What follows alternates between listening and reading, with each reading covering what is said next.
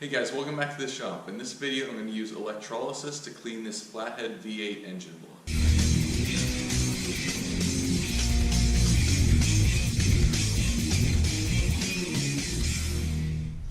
Alright, so electrolysis is the process of using electricity to clean metal, basically.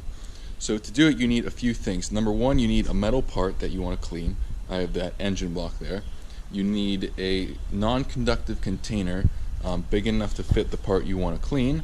You need a power source, so I have this battery charger here. You need a sacrificial piece of steel to serve as the cathode, which you hook the positive terminal up to.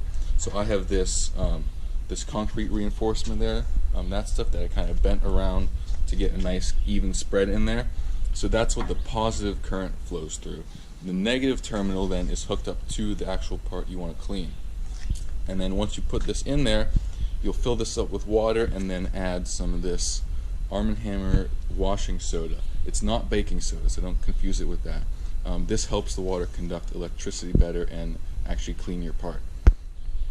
So I'm going to hoist this engine up and put it inside this container here, and then I'll fill this up with water. I'll probably add this stuff as I go to make sure it mixes in there pretty well. A couple things to make sure is that you don't want your part to touch any of the cathode material there, because then you'll short circuit it and it's not going to work.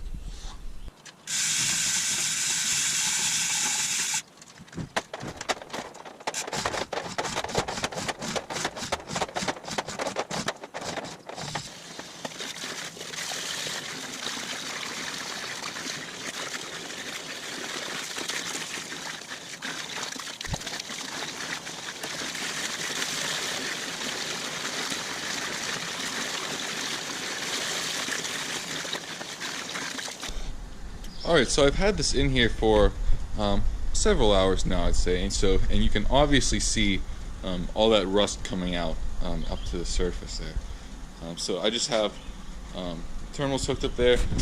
I have this thing set on 12 volts at 2 amps. It only has 3 settings: 2 amps, 40 amps, and 200 amps. So 200 amps is obviously way too much.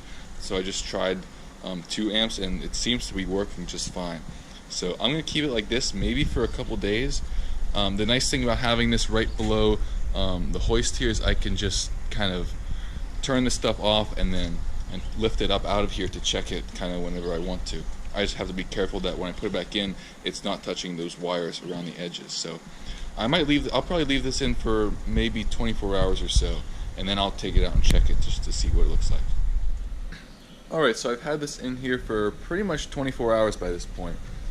In here you can kind of see the end of the bell housing there. I was kind of rubbing on it with this stick here with that friction pad on there, and as you can kind of see there, that's bare metal, so it looks pretty clean. So I'm going to try to hoist this out to check it. When it comes out, it's probably going to look very black, because that's kind of what this does. It replaces the rust with some other compound that looks black. I forget what it's called, but I'm going to take it out and see what it looks like.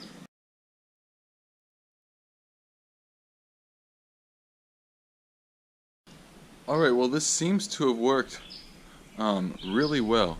Right here I just kind of rubbed it with this Scotch-Brite pad and then rinsed it off, and like that's bare metal right there. You can see here some paint that was over here, and that just comes right off. All the grease seems to be loosened as well. Over here this was like rust or paint or something, and that just, you can see that comes right off now. So I think this seems pretty good. I'm going to take this out now and pressure wash it and maybe rub it down with this stuff some more.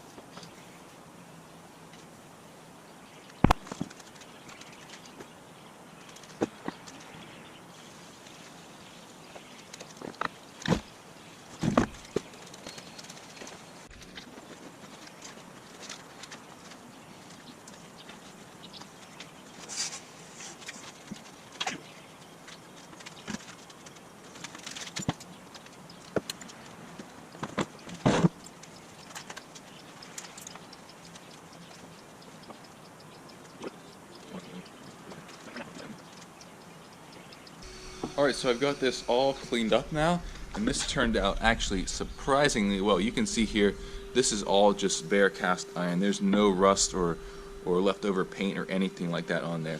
It got rid of pretty much all the grease too. I could have left it in another day or two, and it probably would have taken out all the grease on the inside here. It got most of it, but you can still feel a little bit of a residue left, but that's fine. I have it all sprayed down with WD-40 so that it won't start to flash rust on me, because it was starting to do that in places, since this bare cast iron will rust very fast if you just leave it out in the open. So anyways, right now I've got the oil pan here, and this is what I'm going to throw in next. One thing you need to be careful about with electrolysis is things like this.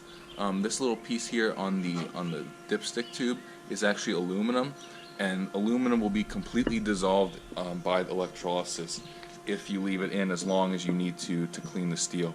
You can do it like very briefly for like, I don't know, maybe 15-30 minutes, but if you're cleaning metal like steel parts that have aluminum on it, that will get disintegrated. So I need to drill out those 3 rivets to take this piece out, and then later I can just rivet it back on.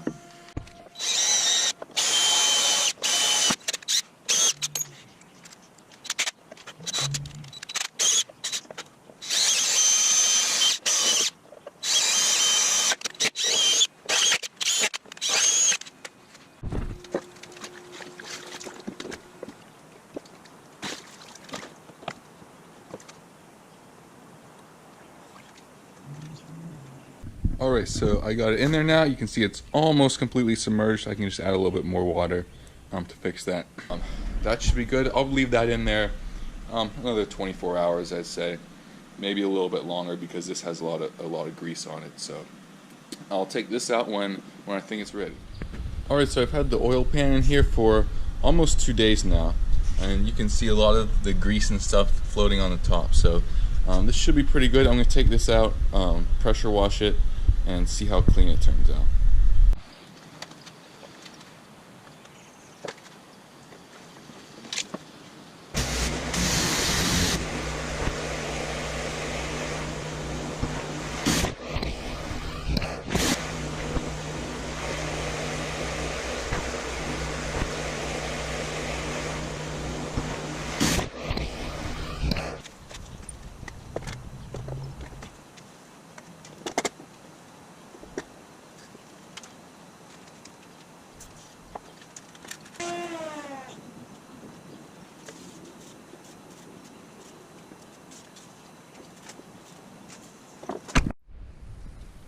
Alright, overall this engine cleaned up really well here. This was my first time ever using electrolysis, and I think it turned out really well. The oil pan too, when I first pressure washed this over the summer a while ago, on the outside of the oil pan here there was like a lot of very hard like dirty grease that was like, it was so hard on there, not even the pressure washer would take it off. But when I pulled this out of the electrolysis bath, all that stuff was gone. I didn't even have to do anything to it. So that really shows how tough that is on grease and rust, I think. So yeah, that's pretty much all I have for you for this video. If you have any rusty parts like this, even a whole engine, I highly recommend electrolysis. It's very simple, easy, and cheap if you have a battery charger like the one I had. So yeah, thanks for watching, and I'll see you next time.